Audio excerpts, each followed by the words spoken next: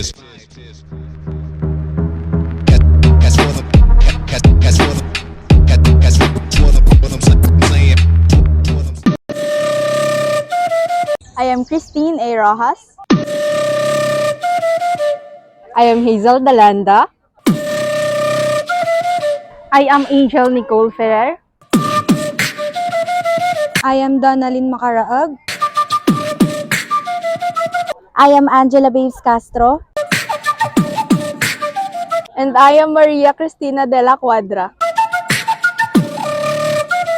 And we are the Group 7.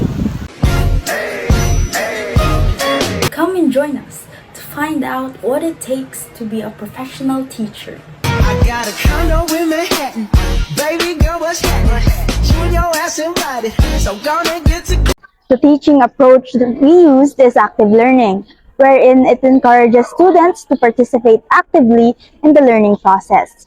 It fosters deep understanding, critical thinking, and collaboration among students. Instead of passively receiving information through lectures, students actively interact with course material through discussions, group activities, and hands-on exercises and problem-solving tasks.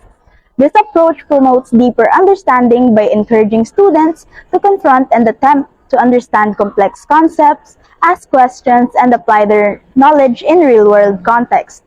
Also, critical thinking skills of the learners will be honed as students analyze information, evaluate arguments, and draw conclusions independently or collaboratively. Non-digital and digital teaching aids used include PowerPoint presentation. Learners can easily follow the discussion and learn new things. It makes it easier for learners to navigate through topics and understand the flow of information. It enhances the learning experience by catering to different learning styles and promoting active engagement. Pictures, one of the most powerful teaching aids. Through showing pictures, learners can convey complex ideas quickly and effectively, appeal to visual learners, and help them make abstract concepts more concrete. Learners enhance their comprehension, retention, and engagement. Other digital teaching aids used is videos. Engage learners through visual and auditory stimulation in a digital learning environment. Learners may be prone to distractions such as notifications or unrelated content when watching videos.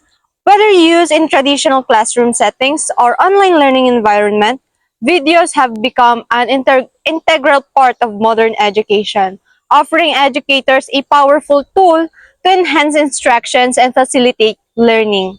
The teaching aids used caught the attention of the learners. The effectiveness of non-digital and digital teaching aids we used in the reflect the interests of students.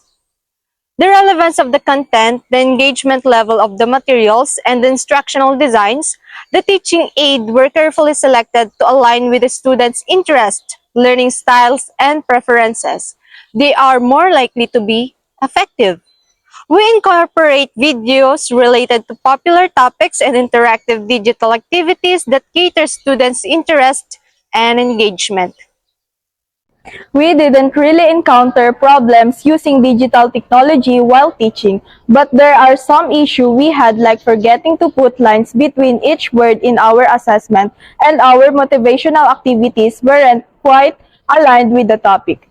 Overall, the utilization of both non-digital and digital resources resulted in favorable outcomes. There was a high level of learning engagement as we taught, and they actively participated in what we were showing through PowerPoint presentations. Though there are some weaknesses to be improved, but overall it was great. If we are given the opportunity to demonstrate our lesson, we will incorporate more interactive elements and real-world examples into our teaching aids. We will make the learning experience more engaging and relatable to students. For non-digital aids, tactile materials like models, diagrams, and physical props provide hands-on learning experiences that enhance comprehension and retention. Additionally, for digital aids, interactive simulations and multimedia presentations offer dynamic ways to convey complex concepts and keep students actively involved in their learning progress. Overall, This enhancement aims to make learning more immersive, interactive, and effective for students. I will teach what our group demonstrated in a virtual classroom. I want it to be great, just like the resulted outcomes with our demo as a group. I will plan it carefully, skillful use of digital tools, and effective management. I want it to have a clear learning goals, creating engaging content, and structured sessions for optimal participation. Strategies should focus on keeping students engaged through interactive activities, collaboration, and personalized feedback, while ensuring accessibility for everyone. Utilizing various digital applications like video conferencing, learning management systems, and interactive whiteboard enriches the learning experience.